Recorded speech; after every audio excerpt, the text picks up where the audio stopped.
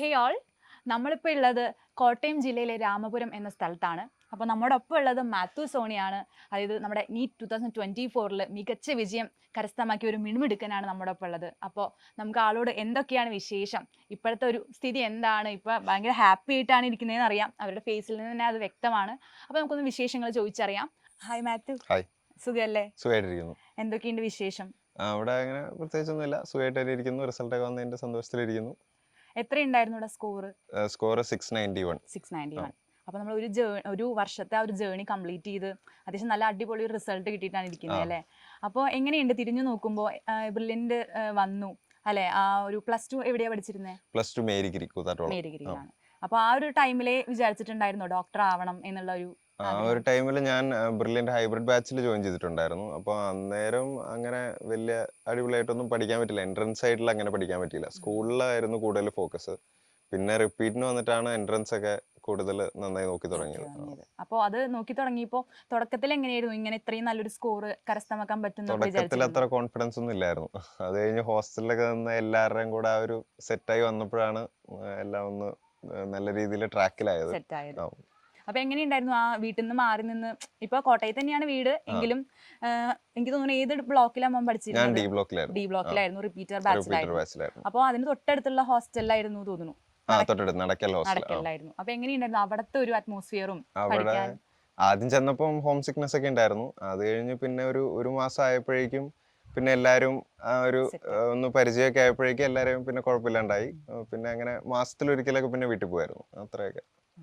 അപ്പോൾ പഠിക്കാനുള്ള അറ്റ്മോസ്ഫിയർ ഒക്കെ എങ്ങനെയുണ്ടായിരുന്നു? അതുപോലെ ഫുഡ് എങ്ങനെയുണ്ടായിരുന്നു? വീട്ടിൽ നിന്ന് മാറി നിൽക്കണതിന്റെ ഒരു മിസ്സിംഗ് ഒക്കെ ഉണ്ടായിരുന്നോ? വീട്ടിൽ നിന്ന് ഒട്ടും തോന്നിയിട്ടില്ല. ബ്രില്യൻ്റിലെ ഫുഡൊക്കെ നല്ലതാണ്. പിന്നെ പഠിക്കാനൊക്കെ നല്ല അറ്റ്മോസ്ഫിയർ തന്നെയായിരുന്നു. ഞങ്ങൾക്ക് ഒരു റൂമിൽ 3 പേരൊക്കെ വെച്ചായിരുന്നു. പിന്നെ സ്റ്റഡി ഹോൾ എല്ലാം പഠിക്കാനൊക്കെ നല്ല സ്പേസ് ഒക്കെ ഉണ്ടായിരുന്നു. അതൊക്കെ കൊള്ളായിരുന്നു. തുടക്കത്തിൽ കുറച്ച് ബുദ്ധിമുട്ടുണ്ടായിരുന്നു പറഞ്ഞു. അപ്പൊ അതെങ്ങനെയാ മേക്കപ്പ് ചെയ്ത് കൊണ്ടുവന്ന് ഈ ഒരു സ്കോറിലേക്ക് എത്താൻ എന്തെങ്കിലും സ്റ്റഡി മെത്തേഡ് എന്തെങ്കിലും ഫോളോ ചെയ്തിട്ടുണ്ടായിരുന്നു? അങ്ങനെ പ്രത്യേകിച്ച് മെത്തേഡ് ഒന്നും ഇല്ലായിരുന്നു. ഇങ്ങനെ ഒരു ടൈം ടേബിൾ ഉണ്ടാക്കി അതിൽ തന്നെ സ്റ്റിക്ക് ഓൺ ചെയ്ത് പഠിച്ചു അങ്ങനെ പോയായിരുന്നു. അപ്പോൾ ഹോസ്റ്റൽ ലൈഫിനെ കുറിച്ച് പറഞ്ഞു. അപ്പോൾ ഇനി ക്യാമ്പസിലേക്ക് വരികയാണെന്നുണ്ടെങ്കിൽ അവിടെ പഠിക്കാനും അതുപോലെ തന്നെ ക്ലാസ്സുകളും അതുപോലെ ക്ലാസ് ടീച്ചേഴ്സിനെയും അങ്ങനെയൊക്കെ എടുത്ത് പറയുകയാണെങ്കിൽ മോനെ എങ്ങനെയാണ് മൊത്തത്തിലുള്ള എക്സ്പീരിയൻസ്? എൻ്റെ ക്ലാസ് ടീച്ചർ റോസ്മി മാം ആയിരുന്നു. ഞാൻ R3 ബാച്ചിലാണ് പഠിച്ചത്. അപ്പം എനിക്ക് ക്ലാസ് ഒക്കെ അടിപൊളിയായിരുന്നു. ആദ്യമൊക്കെ എല്ലാവരും ഒരു പരിചയക്കുറവായിരുന്നു ആദ്യം. പിന്നെ അങ്ങോട്ട് റോസ് മ്യൂസ് ആണെങ്കിലും നല്ല മോട്ടിവേഷൻ സപ്പോർട്ടും ഒക്കെ ആയിരുന്നു. അങ്ങനെ മാർക്കൊക്കെ വരുമ്പോഴാണെങ്കിലും റോസ് മ്യൂസ് വിളിച്ച് പയ്യെ കൺഗ്രാറ്റുലേറ്റ് ചെയ്യും, കുറവാണെങ്കിൽ ഇങ്ങനെ മോട്ടിവേറ്റ് ചെയ്യുക അങ്ങനെയൊക്കെ ചെയ്യുമായിരുന്നു. മൊത്തത്തിൽ കുഴപ്പമില്ലായിരുന്നു. അപ്പൊ ഇങ്ങനെ നമ്മൾ പറഞ്ഞു ഒരു വർഷം റിപ്പീറ്റ് ചെയ്യാണല്ലോ. അപ്പോൾ എങ്ങനെയാ ത്രൂ ഔട്ട് എങ്ങനെ ഒരു ഇൻസ്പിറേഷൻ അല്ലെങ്കിൽ ഒരു മോട്ടിവേഷൻ ആയിട്ട് എങ്ങനെയാ മുന്നോട്ട് പോയിക്കൊണ്ടിരുന്നത്? എന്തെങ്കിലും ഒരു ബൂസ്റ്റപ്പ് വേണമല്ലോ, നമുക്ക് ചില സമയത്ത് നമ്മൾ ഡൗൺ ആയി പോകും. അപ്പോൾ എങ്ങനെയാ അതൊന്ന് മേക്കപ്പ് ചെയ്തെടുത്തിരുന്നത്? Mainly class teacher Rose Muse തന്നെയായിരുന്നു. പിന്നെ ഹോസ്റ്റൽ വാർഡൻസ് ഒക്കെ ആണെങ്കിലും നല്ല സപ്പോർട്ടായിരുന്നു. അവരുടെ അടുത്ത് നമ്മളിങ്ങനെ എന്തെങ്കിലും ചെന്ന് പറഞ്ഞു കഴിഞ്ഞാൽ അവർ പെട്ടെന്ന് തന്നെ അതിന് വേണ്ട എന്താ വെച്ചാൽ ചെയ്തു തരുമോ, അല്ലെങ്കിൽ വേറെ ആൾക്കാരെ കൺസൾട്ട് ചെയ്ത് തരുമോ, അങ്ങനെയൊക്കെ ചെയ്യുമായിരുന്നു. അപ്പോൾ മാർക്ക് കുറഞ്ഞു പോകുമ്പോഴാണെങ്കിലും അവരുടെ അടുത്ത് സംസാരിച്ച് കഴിയുമ്പോൾ ഒരു ബൂസ്റ്റ് ആയിരുന്നു നമുക്ക്. പിന്നെ ഈ എക്സാംസ് ഒക്കെ അറ്റൻഡ് ചെയ്തു മോഡൽ എക്സാംസ് എത്തിയിട്ട് ടഫാന്ന് കേട്ടിട്ടുണ്ട്. അപ്പോൾ ആ എക്സാംസ് ഒക്കെ എഴുതിയപ്പോ എങ്ങനെയായിരുന്നു?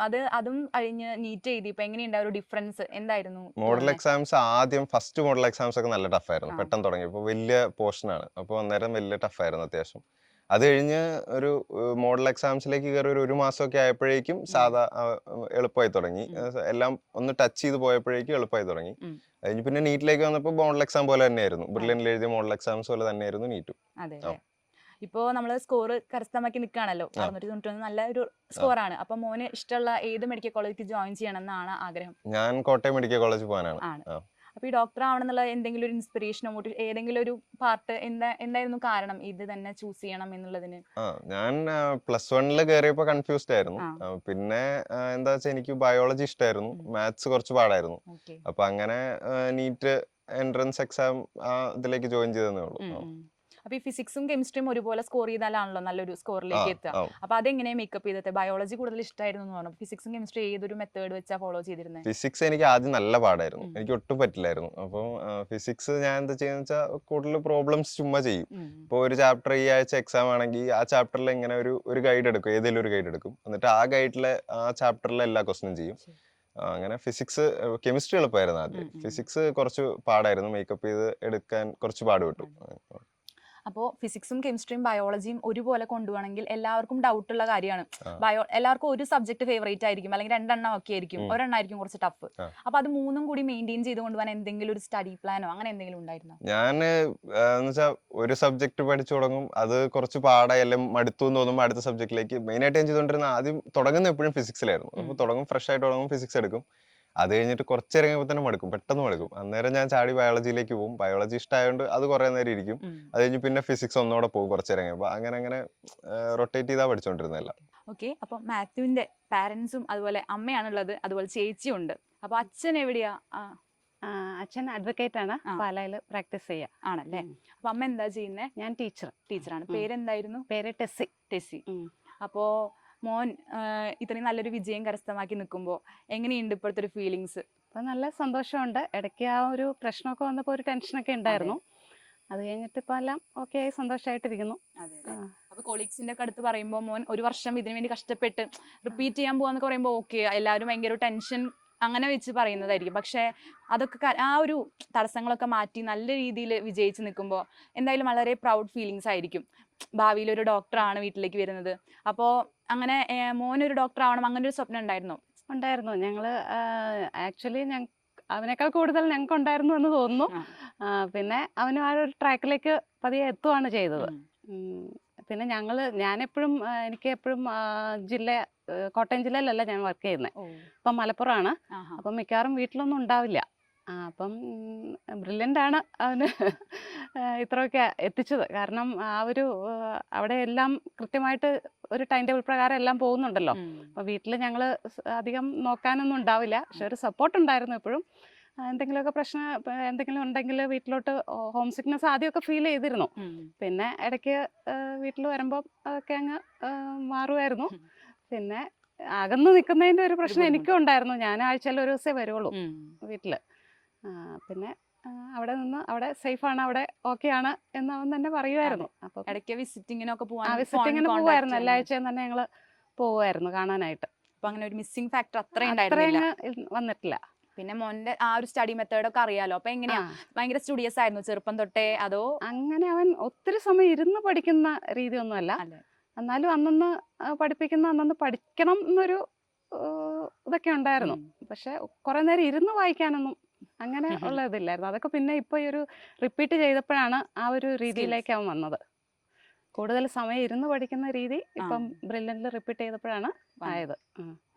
പിന്നെ ബാക്കിയുള്ള ക്ലാസ് ടീച്ചേഴ്സ് ആണെങ്കിലും അങ്ങനെ കോർഡിനേറ്റേഴ്സ് ആണെങ്കിലും കമ്മ്യൂണിക്കേറ്റ് ചെയ്യാനൊക്കെ ഞങ്ങൾ ഇതിനകത്ത് ഒരു ഓൺലൈൻ എല്ലാം ഉണ്ടാവുമല്ലോ, സാറും അങ്ങനെ അങ്ങനെയൊക്കെ അവരുടെയൊക്കെ കാണാറുണ്ട്, മീറ്റിംഗ്സ് ഒക്കെ കാണാറുണ്ട്. പിന്നെ റോസ് മ്യൂസ് ആണെങ്കിലും എന്തെങ്കിലുമൊക്കെ ഉണ്ടെങ്കിൽ പറയാറുണ്ട്. അപ്പം അങ്ങനെ ഒരു കോണ്ടാക്ട് ഉണ്ടായിരുന്നു. അപ്പോൾ മോൻ്റെ ചേച്ചി ഉണ്ടോ ഒപ്പം? എന്താ പേര്? എൻ്റെ പേര് ത്രേസു. ഓക്കെ. ചേച്ചി എന്താ ചെയ്യുന്നത്? ഞാൻ MA കഴിഞ്ഞു, എക്കണോമിക്സ് ആയിരുന്നു. ഇപ്പം ബാങ്ക് എക്സാമിനും മറ്റ് ഗവൺമെൻറ് എക്സാമിനൊക്കെ പ്രിപ്പയർ ചെയ്യുന്നു. അപ്പൊ അനിയന്റെ ഈ ഒരു വിജയത്തിനെ കുറിച്ചിട്ട്, ഇനിയിപ്പോ അനിയൻ ഡോക്ടർ ആവാൻ പോവാണെന്നുള്ള ഒരു ഇതൊക്കെ ഉണ്ടാവല്ലോ, അപ്പൊ സന്തോഷം എങ്ങനെയുണ്ട്? ആ ഒരു ഫീലിങ്സ് എങ്ങനെയുണ്ട്? ഭയങ്കര ഹാപ്പിയാണ്. പിന്നെ പ്രൗഡാണ്. എല്ലാവരും അന്വേഷിക്കുമായിരുന്നു, ഫ്രണ്ട്സൊക്കെ എന്തായി എന്നൊക്കെ. അപ്പം എല്ലാവരോടും പറയാൻ പറ്റി, പ്രൗഡാണ്. അപ്പോൾ ഹോസ്റ്റലിൽ മാറി നിൽക്കുമ്പോൾ അനിയനായിട്ട് കോണ്ടാക്ട് ചെയ്യാൻ പറ്റാറുണ്ടോ, സംസാരിക്കാനും? ഫോൺ വിളി അങ്ങനെ ഉണ്ടായിട്ടില്ല. പിന്നെ വീക്കെൻഡ്സ് കാണാൻ പറ്റുമായിരുന്നോണ്ട് പോയി മീറ്റ് ചെയ്യുമായിരുന്നു. എല്ലാ വീക്കെൻഡ്സും തന്നെ കാണുമായിരുന്നു. മിസ്സിംഗ് ഉണ്ടായിരുന്നോ ഇവിടുന്ന് മാറി നിന്നപ്പോ? ഇത്രയും നാൾ ഒരുമിച്ചുണ്ടായിട്ട് പെട്ടെന്ന് അങ്ങനെ ഞങ്ങളെപ്പോഴും ഞാൻ ഹോസ്റ്റലിലായിരിക്കും. അതിന് മുമ്പ് ഞാൻ ഹോസ്റ്റലിലായിരുന്നു. പിന്നെ അതുകൊണ്ട് ഞങ്ങൾ പണ്ട് തൊട്ടേ ഇങ്ങനെ ആയതുകൊണ്ട് അത്ര കുഴപ്പമുണ്ടായിട്ടില്ല. പിന്നെ വീക്കെൻഡ്സ് കാണുമായിരുന്നു, കുഴപ്പമില്ലായിരുന്നു. ഇനിയിപ്പോ കോട്ടയം ജില്ലയിൽ മെഡിക്കൽ കോളേജിൽ പഠിക്കാനാണ് ആൾക്ക് ആഗ്രഹം എന്ന് പറഞ്ഞു. അപ്പൊ എന്തായാലും അതെ ഒപ്പം തന്നെ ഉണ്ടാവും. അപ്പോ നമ്മള് ഡ്രീം ചെയ്തിരുന്ന ആ ഒരു ഗോളിലേക്ക് എത്തിയിരിക്കുകയാണ്. ഇനി നമുക്ക് ഇഷ്ടമുള്ള ഒരു പ്രൊഫഷനാണ് നമ്മൾ ഫോളോ ചെയ്യാൻ പോകുന്നത്, അല്ലെ? അപ്പോ ഇനിയിപ്പോ വിക്ടറി ഡേ വരുന്നുണ്ട്, അതിന് ലുക്ക് ഫോർവേഡ് ചെയ്ത് ഇരിക്കുകയായിരിക്കും അല്ലെ? ആ ഒരു ടൈം, ആ ഒരു ഫ്രണ്ട്സിനെ കുറെ പേരൊക്കെ കാണാൻ പറ്റും, പിന്നെ ഫാക്കൽറ്റീസിനെ എല്ലാവരെയും കാണാൻ പറ്റും. അപ്പൊ ആ ഒരു മൊമെന്റ് എന്തായാലും തുടക്കത്തിൽ ഡ്രീം ചെയ്തിട്ടില്ലെങ്കിലും ടുവേർഡ്സ് എൻഡ് എത്തിയപ്പോ അവിടേക്ക് എത്തണം എന്നൊരു ആഗ്രഹം ഉണ്ടായിരുന്നല്ലോ. അപ്പൊ എങ്ങനെയുണ്ട് ഇപ്പോഴത്തെ ആ ഒരു ഫീലിങ്സ്? ഇപ്പൊ വളരെ സന്തോഷമുണ്ട്. ഇപ്പം ക്ലാസ്സിൽ സ്റ്റീഫൻ സാർ ഓരോ എക്സാം കഴിഞ്ഞ് വരുമ്പോൾ അന്നേരം സ്റ്റീഫൻ സാർ ഇങ്ങനെ പറയായിരുന്നു, അപ്പോൾ ഇങ്ങനെ വിക്ടറി ഡേക്ക് നമുക്ക് കാണണം, അങ്ങനെ എല്ലാവരോടൊക്കെ പറഞ്ഞ് മോട്ടിവേറ്റ് ചെയ്യായിരുന്നു. ഇപ്പോൾ അങ്ങനെ അതിലേക്ക് പഠിത്തെത്തിയപ്പോൾ ഉള്ളൊരു സന്തോഷമുണ്ട്. അപ്പൊ ഇനി 2025 നീറ്റ് പ്രിപ്പയർ ചെയ്യുന്ന കുറെ കുട്ടികളുണ്ടാവും. അപ്പൊ അവരൊക്കെ നിങ്ങളെ കണ്ട് മോട്ടിവേറ്റ് ആയിട്ട് ഇരിക്കും. അപ്പൊ അവരോട് എന്തെങ്കിലുമൊക്കെ ഒരു ടിപ്സ് ഷെയർ ചെയ്യാനോ എന്തെങ്കിലും പറയാനുണ്ടോ? അവരോട് ഒരു സ്റ്റഡി പ്ലാൻ ഉണ്ടാക്കി അതിൽ തന്നെ സ്റ്റിക്ക് ചെയ്ത് പഠിക്കുക. പാടാന്നൊന്നും വിചാരിക്കണ്ട, എല്ലാവർക്കും പറ്റുന്ന കാര്യം തന്നെയാണ്. ഇപ്പോൾ ഏതെങ്കിലും സബ്ജക്റ്റ് ടഫായിട്ടുള്ളവർക്ക് അത് എന്താ പറയുക, അതിങ്ങനെ ആ ഒരു സബ്ജക്റ്റ് ഇഷ്ടമല്ല എന്ന് വെച്ചാൽ അത് പഠിക്കാതിരിക്കുക, അങ്ങനെയും ചെയ്യരുത്. നമുക്ക് ഇഷ്ടമുള്ള സബ്ജക്റ്റ് അതിനിടയിൽ കയറ്റി എല്ലാം ഇങ്ങനെ മാറി മാറി പഠിച്ചുകൊണ്ടിരിക്കുക. ഒരിക്കലും ഒരു സബ്ജക്റ്റ് നമ്മൾ മടുത്തു പോകാത്ത രീതിയിൽ പഠിച്ചുകൊണ്ടിരിക്കുക. അപ്പോൾ അങ്ങനെ ഒരു സ്റ്റഡി പ്ലാൻ ഉണ്ടാക്കി സ്റ്റിക്ക് ചെയ്ത് പഠിക്കുക. All the best. അപ്പോൾ ഇനി കോട്ടയം ജില്ലയിലെ ഒരു ഡോക്ടറായിട്ട് തന്നെ ഞങ്ങൾക്ക് കാണാൻ പറ്റട്ടെ. ഞങ്ങൾ ആ ഒരു മൊമെന്റിന് വേണ്ടി വെയിറ്റ് ചെയ്യാണ്. അപ്പോൾ അങ്ങനെയൊക്കെ ആയിക്കഴിഞ്ഞാലും ബ്രില്യന്റിലേക്ക് തിരിച്ചു വരണം, എല്ലാവരും വീണ്ടും മീറ്റ് ചെയ്യണം. അപ്പോൾ ഇനി അങ്ങോട്ട് എല്ലാം മോനെ ആഗ്രഹിക്കുന്ന എല്ലാ ഡ്രീംസും അച്ചീവ് ചെയ്ത് നല്ലൊരു ജേർണി ഫോളോ ചെയ്യാൻ പറ്റട്ടെ എന്ന് പ്രാർത്ഥിക്കുന്നു. All the best. Thank you. Entrance സംബന്ധമായ വാർത്തകളും അപ്ഡേഷനുകളും ഏറ്റവും വേഗം ആധികാരികമായി അറിയാൻ ബ്രില്യന്റ് സ്റ്റഡി സെന്റർ പാല യൂട്യൂബ് ചാനൽ സബ്സ്ക്രൈബ് ചെയ്യുക, ബെൽ ഐക്കൺ അമർത്തുക. ഈ വീഡിയോ മറ്റു സുഹൃത്തുക്കളിലേക്കും മാക്സിമം ഷെയർ ചെയ്യുക.